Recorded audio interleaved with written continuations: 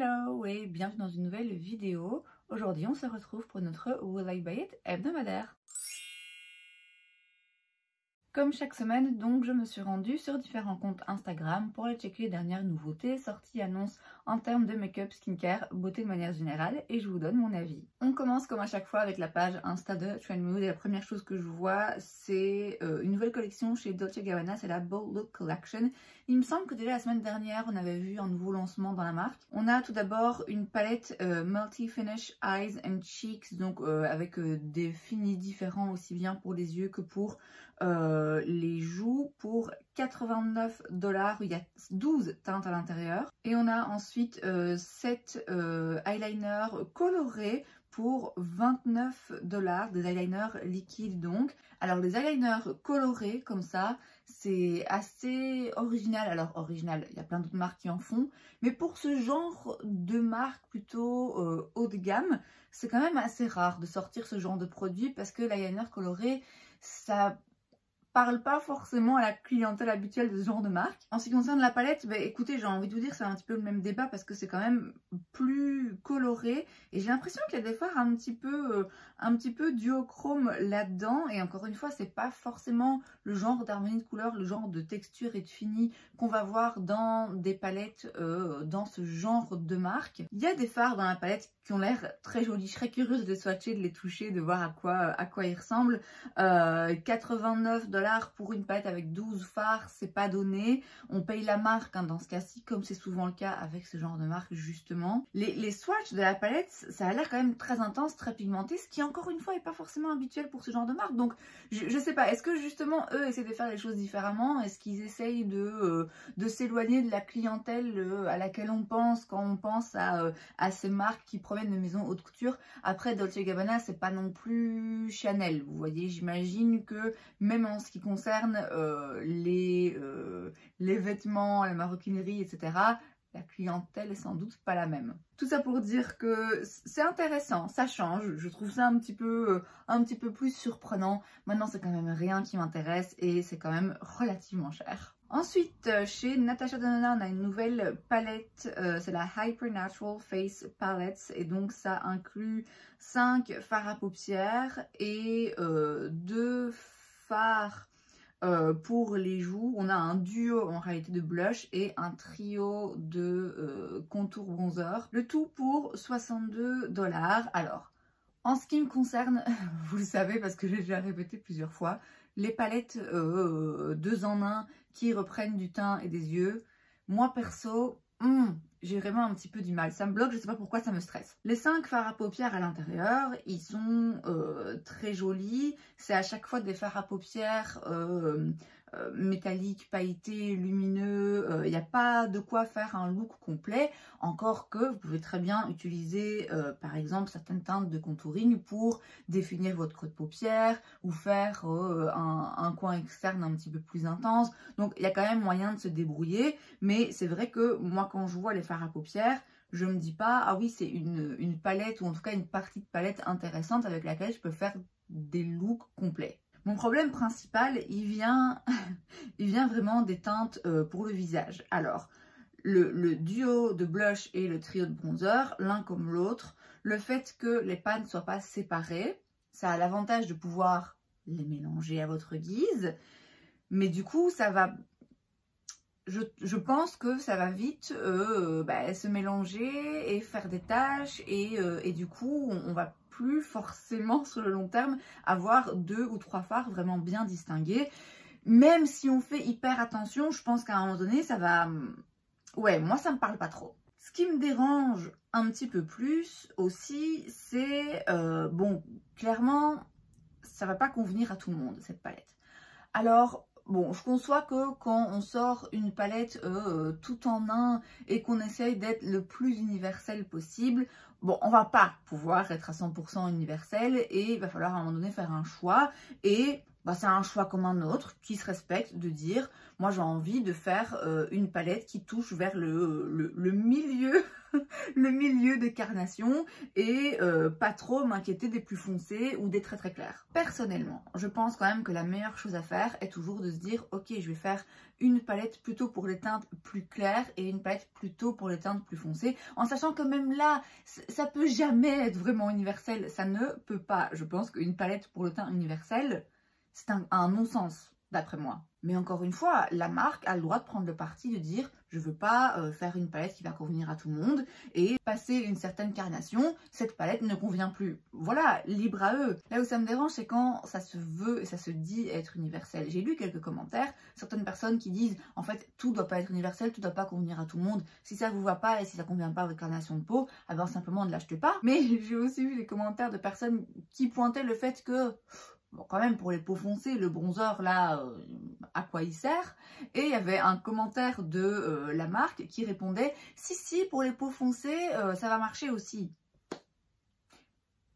Bah non. Non, enfin, je sais pas, regardez les couleurs. Ou alors, vraiment, les photos ne rendent pas du tout justice à cette palette. Et en fait, le bronzer plus foncé est vraiment très, très, très foncé. Mais là, il a l'air, certes, foncé et trop foncé pour moi, mais pas assez foncé pour des carnations de peau très foncées, encore une fois. Donc encore une fois, toutes les marques sont pas obligées de s'adresser à tous les publics. Mais là, moi, je suis un peu déçue quand même. Ensuite, chez Merit, on a un nouveau rouge à lèvres, c'est le Signature Lip Lightweight Matte Lipstick. C'est donc un rouge à lèvres mat pour 26 $. On a 8 teintes si je vois bien. J'ai pas l'impression, quand on voit les photos par la suite, j'ai pas l'impression qu'il soit si mat que ça. Alors autant la marque Merit me fait très très envie, autant en basant sur les photos que je vois là des rouges à lèvres portés, ouais, moi, c'est pas des photos qui me font particulièrement envie. Ils ont déjà d'autres rouges à lèvres, mais du coup, avec un fini plutôt satiné ou hydratant, il me semble. J'ai failli en acheter un et je regrette de ne pas en avoir pris un. J'attends avec impatience que Merit soit disponible par chez nous. Je me dis que ça va être disponible sur Call Beauty forcément à un moment donné parce que j'ai vraiment l'impression que c'est le genre de marque qui a sa place. Donc ce rouge à lèvres là, bon, pas sûr que ça me parle. Par contre, l'autre, oui. Ensuite, chez Nails Inc, on a une nouvelle collection en collaboration avec McDonald's. C'est donc des produits pour les ongles, hein. Vous avez divers petits kits, vous avez des vernis, des faux ongles, des petits stickers. Alors, j'ai pas une passion sans borne pour McDo, donc bon, clairement, avoir le symbole sur mes ongles, je m'en fous. Avoir un burger, clairement, ça va pas me parler. Donc ouais, c'est pas du tout le genre de collaboration qui, moi, m'intéresse. D'une part, bon, les vernis, j'ai ce qu'il me faut. J'aime bien continuer à aller chez Catrice. Et d'autre part, ouais, je vous dis, McDo, je suis pas le public cible. Encore des vernis, mais cette fois-ci chez Light Lacquer. C'est la What's Your Fantasy Collection. On a donc 6 vernis dans des teintes un petit peu pastel, qui ont l'air un petit peu métalliques, irisés, pailletés. Bon, qui sont jolis. Après, je suis pas encore dans ce genre de mood. Moi, là, je suis toujours un petit peu en hiver. Je sais plus combien ils coûtent les vernis dans cette marque, mais bon, c'est pas les moins chers et c'est pas une marque qui m'est facilement accessible. Moi, les vernis, je suis bien chez Catrice, j'y reste. Ensuite, chez Milk, on a un nouveau produit, c'est le Kush Hydrating Sheer Tinted Lip Oil. C'est donc une huile à lèvres pour 26 $. Vous avez 6 teintes avec à chaque fois un goût différent. Bon, les huiles à lèvres, on commence à avoir un petit peu fait le tour. Bon, ici, c'est sympa parce qu'il y a des goûts différents et certains qui, là, tout de suite, me donnent faim. Mais bon, c'est une huile à lèvres hydratante qui est très très légèrement teintée. La différence se marque pas énormément hein, d'une teinte à l'autre.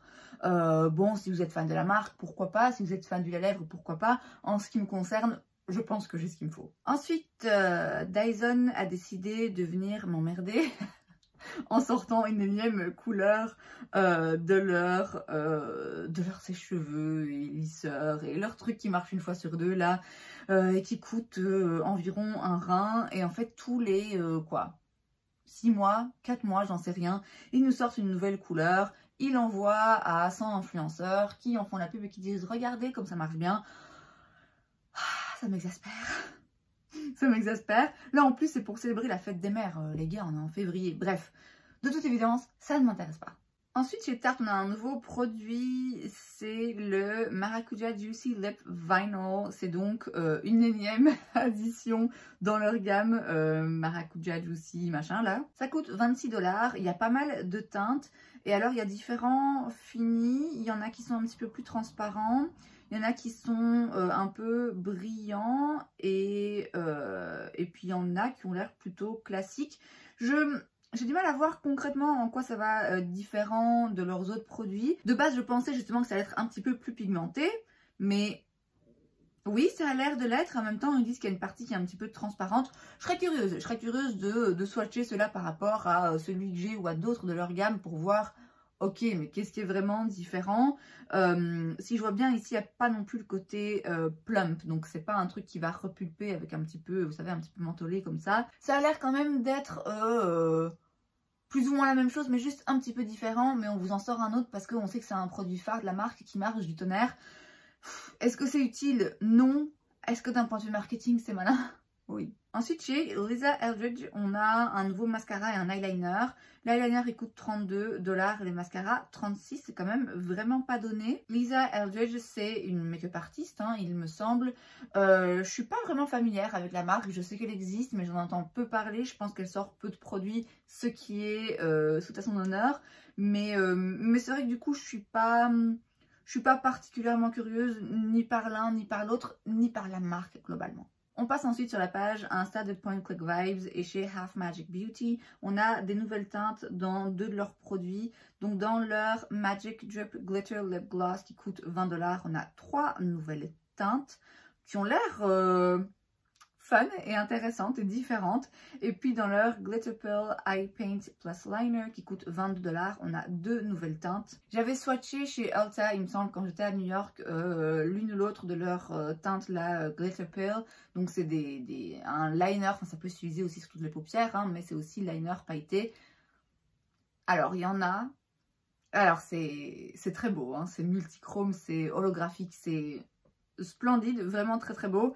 Après je me retiens, c'est disponible sur Beauty Bay, je me retiens parce que je me dis, bon, des liners et des trucs à paillettes avec plein de reflets, t'en as déjà, mais ça c'est sûr, un jour je vais finir par mordre à l'hameçon. Peut-être pas pour cette teinte là, mais dans la marque, je sais qu'il y a 2-3 petits produits à paillettes qui m'intéressent. Et enfin, chez Tom Ford, on a la Soleil Summer Collection, donc la collection pour l'été. Alors, j'ai hâte d'y être, mais on n'y est pas. Donc, je trouve ça un petit peu tôt, mais enfin, c'est toujours le même débat. On a donc un quad de fard à paupières, 4 nouveaux rouges à lèvres, un highlighter et une huile à lèvres qui color changing, donc qui s'adapte au pH de la peau, machin machin là. Il n'y a pas le prix. Est-ce que j'ai besoin de le savoir? Non. D'une part parce que je le devine et quoi qu'il arrive, je sais que ça va être trop cher parce que Tom Ford c'est vraiment très très cher. Et d'autre part, même si c'était abordable, il n'y a rien là qui me parle particulièrement ou qui est différent. Alors je sais qu'ils ont parfois des bons produits, il y a l'un ou l'autre truc pour lesquels je suis curieuse, mais vraiment pas ça pour le coup. Et c'est donc tout pour cette vidéo, j'espère que ça vous a plu. Si c'est le cas, n'hésitez pas à laisser un like. Vous pouvez aussi vous abonner à ma chaîne parce que c'est gratuit, donc pourquoi pas. Et moi je vous vois la prochaine fois.